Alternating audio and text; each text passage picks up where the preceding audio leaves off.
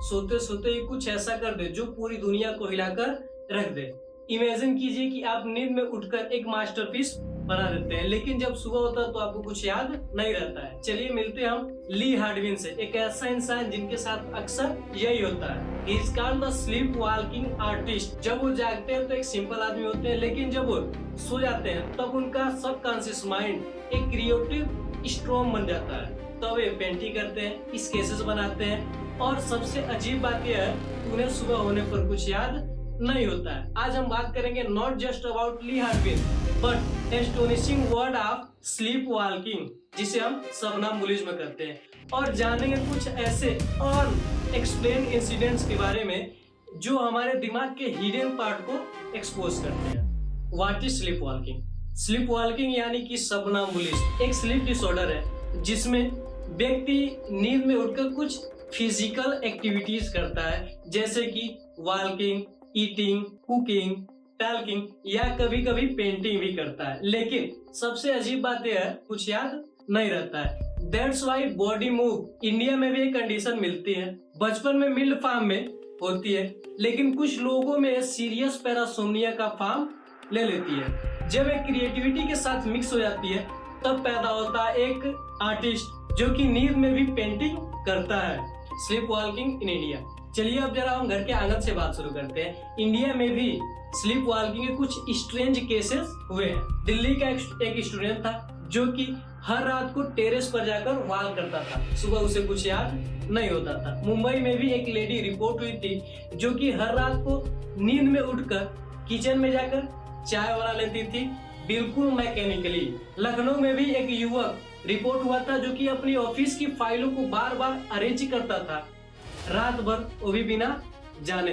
Doctors ने बताया कि यह पैरासोमनिया लूप होता है जहां ब्रेन पार्शियली वेक होता है but it's not aware.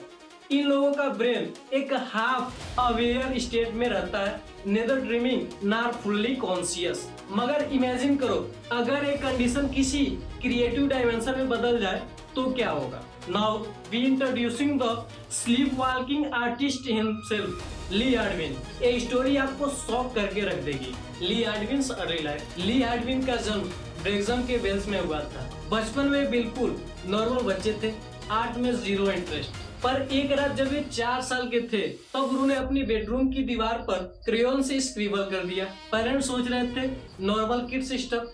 Doctor ने बताया he is sleep walking and he will grow out of it, लेकिन वो कभी ग्रो आउट नहीं हुआ। और ली जब 15 साल के हुए तब उनके साथ एक एस्टोनिशिंग हुआ। उन्होंने एक रात 3 पोर्ट्रेट बनाया मार्लिन मोनरे के, और ये करने के बाद वे सो गए। जैसे ही सुबह पेरेंट्स ने देखा they are shocked, drawing looks control, mature and artistic. और इधर ली को कुछ याद नहीं। यही था उनकी जीवन का टर्निंग पॉइंट। एक चाइल्डहुड हैबिट बन गई world's most mysterious art phenomena from wall to canvas. अगले कुछ सालों में ये इंसिडेंट्स बार बार होते रहे। कभी टेबल्स पेंटेड मिलते तो कभी कपड़ों पर ड्राइंग तो कभी न्यूज़पेपर पर portraits. Slowly his sleep art turned from scribble to structured work, portraits, figures, landscape and even abstract concepts. The most unbelievable part, Lee Hadwin day time में पेंटिंग नहीं कर सकते हैं। अगर पेंसिल कोई उनके हाथ में उठा कर दे तब भी वे नॉर्मल पेंटिंग भी नहीं कर सकते थे।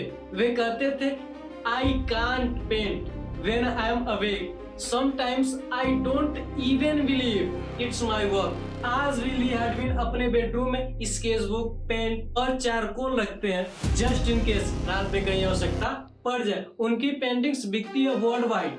कलेक्टर्स और सेलिब्रिटीज जैसे कि किम कार्दाशियन ने भी उनकी पेंटिंग्स यानी उनके आर्ट्स को खरीदा है।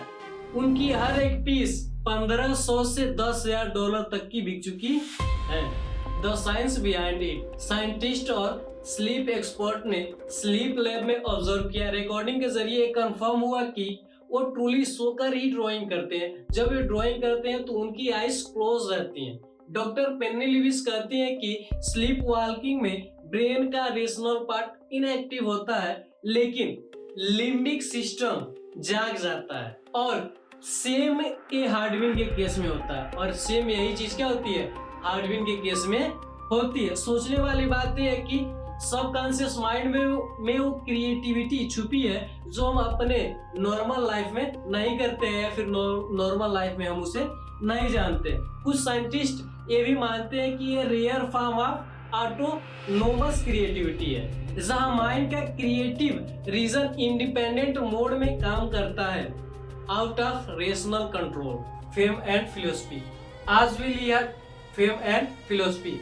आज ली हार्डविन एक रिकॉग्नाइज वेल्स ऑस्ट्रेलियन आर्टिस्ट हैं जिनकी एग्जीबिशन यूके, यूएस, ऑस्ट्रेलिया तक होती है। उनकी प्रोफाइल गैलरीज, टीवी चैनल्स और डॉक्यूमेंट्रीज में फीचर हुई है।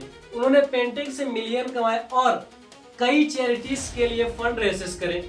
उनका मोटो है all arts comes from within us, some time from a place we don't even know. अब वे अपनी बुक द अवेकिंग पे काम कर रहे हैं। अब वे अपनी बुक द अवेकिंग पर काम कर रहे हैं। ली के लिए आर्ट एक रीडल है जो ह्यूमन माइंड की बाउंड्रीज को टेस्ट करता है। वे कहते हैं I don't remember my paintings but maybe it's my soul that does them. ये लाइफ आर्टिस्टिक नहीं फिलोसफिकल है। ये लाइफ आर्टिस्टिक नहीं फिलोसफिकल है। सोच कर देखिए, अगर हमारा सबकॉन्शियस माइंड कंस्ट्रक्ट कर सकता है, ऐसा मास्टरपीस बना सकता है, एक व्यक्ति के दिमाग से ऐसा काम करवा सकता है, तो हम अपने जीवन को क्यों नहीं बदल सकते हैं? हमारा जीवन ऐसा क्यों नहीं कर सकता? हम भी ऐसा क्यों नहीं कर सकते हैं? एक मामूली इंसान ली हार्डविन बनकर स्केचेस बनाता है, पेंटिंग करता है, तो हमारा दिमाग में ऐसी क्या परेशानी है कि हम ये सभी नहीं कर सकते हैं? हम भी अपने जीवन को बदल सकते हैं। हमारा दिमाग, जो हमारा सबकॉन्शियस माइंड, बहुत ही पावरफुल होता है।